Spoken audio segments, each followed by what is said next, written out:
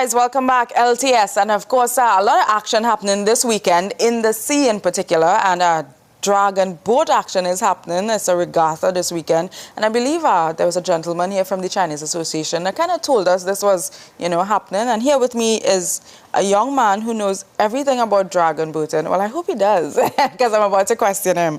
And he is representing the Angels and Saints dragon boat team. He's the communication manager, Jelani Robertson. Welcome to the program. Thank you very much. Right, so I gave you a really nice intro there, so I'm moving. I find so too.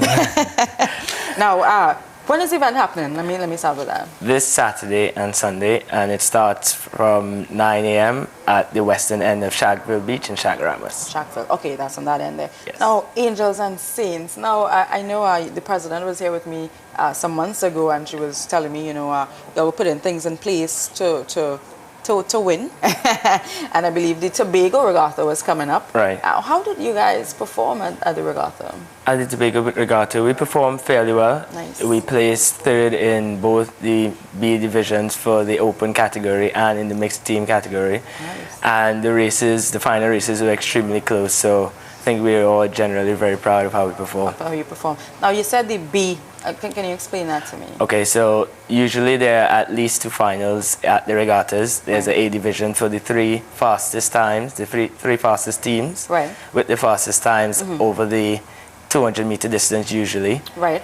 And then there's the B division final for the next 3 fastest teams. Okay. So generally there's placings for 6 teams. 6 teams, okay, so, and again it's based on time? Yes, correct. Based on time, speed. Now, and you're in the boat. Is there, I know she was trying to explain it to me, maybe if I see it, I would have a greater understanding and of course appreciation for it. So you have your different positions within the boat. Yes. Can you run that through with me again? Sure. Okay, so there are 2 types of boats which you generally race in. There's the standard boat, which is 20 paddlers. Right. So there are 10 seats, and the first 3 seats are known as the pacers. Right. So they're usually in charge of setting the timing and making sure that, the rate is comfortable, not only for the team, but towards the goal, which is finishing in a fast time. The next 4 seats of the standard boat are known as the engine. So usually where you'll find the heavy hitters, the powerful men, the strong, the movers who will really put their body weight onto that paddle. And yeah, exactly, the engine room.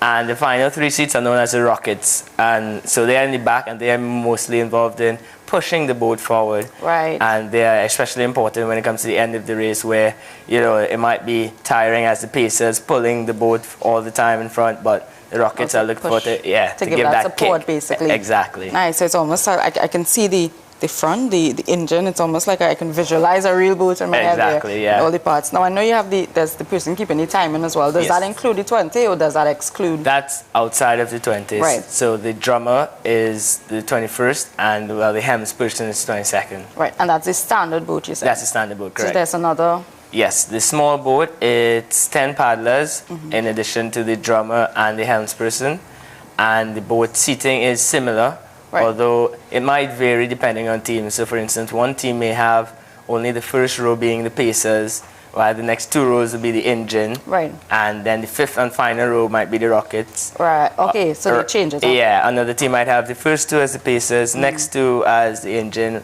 one as, so the teams change it up depending on the composition of their team. Right. Okay. Now, can you just explain to me? Do you compete with both standard boats and the other boat? Well, my team specifically at the moment focuses on the small boat competition. Right. But that's just a force of circumstance, because at the moment we may not have enough to fill the quota of the 22 necessary for the standard boat. To cover it. Now, what is the training like, though, to prepare for a regatta? Training is intense. So we try to have minimum 2 hours of water training per week. And then we call what we do off the water as land training. Right. So the physical aspect of it. And that lasts usually for an hour to an hour and a half. And physical training, yeah. And members are also expected to be in the gym in their own time. So personally, I gym in addition to all these things. I gym 3 times a week to 4 times. Wow. And closer to the regatta, let's say maybe 2 weekends before the regatta, we try to have 2 weekend water sessions. So that's 4 hours a weekend on the water, fine tuning and race practices and these kind of things to make sure we're in tip-top shape. And so when you have your water sessions or your races on the sea, is it you time yourself there? Correct. And is it based on, well, you already know the fastest time for the other maybe competitions or?